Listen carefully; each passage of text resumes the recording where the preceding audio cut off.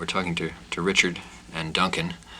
This is a very laid-back conversation, isn't it? Well, it's a very laid-back band. Very You reckon? It's a very laid-back afternoon, I should say. Really. Right. Now, you toured this country, you came to this country and played, I guess your first date here was at the Mud Club in New York City. Right, that was last June. That was a one-off. You know, we came specifically to do that date, if you like. Right. But what did you expect, and did it turn out the way you expected it? Just like all the American cop movies that come out of New York. It was inevitable. Well, Duncan, you'd been here before. Yeah.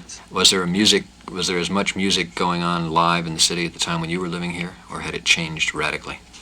No, I seem to remember that it was even before CBGBs and all that. So I mean, I was here while the Sex Pistols were doing the 100 Club in London. See, so I mean, I missed all that in London, but there really wasn't anything comparable over here. And I didn't know what to expect, because I mean, the club scene as such, it wasn't as it is now, you know. So I was really, I liked the Mud Club, you know. I thought we did a good show there, I think, as well, or good 2 shows. Did you want to come back again after you'd played that one day? Oh yeah. I don't think anybody really wanted to go home except me. I had tonsillitis and a fever of 104, so I was quite glad to get out. But everybody else, and you know. The first tour was strange. We got very tired towards the end of it because it was extended.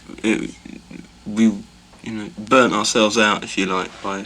We sort of planned it to be like 3 weeks or something, so we figured we'd be phased after 2.5 weeks, and we could get through the extra half week. When they come back and say you got to do 2 more weeks, I mean that's not very good. Cause yeah, we were pretty tired, but it's like going on holiday, you know. When you're on holiday, the end of a holiday, you always say, wow, I wish I was back home to see some of my friends, and then you get back home and you think, what the hell am I doing here? I want to be back on holiday. A bit like sort of long train journeys, really. When you're on the road, and you're on the road quite frequently, are you able to write new material, or do you have to? We have to, this one. Yeah. You do? But we haven't as yet. We've got a couple of tunes, but they're not finalised, you know. It's easy they're to not see songs, yeah, they're tunes.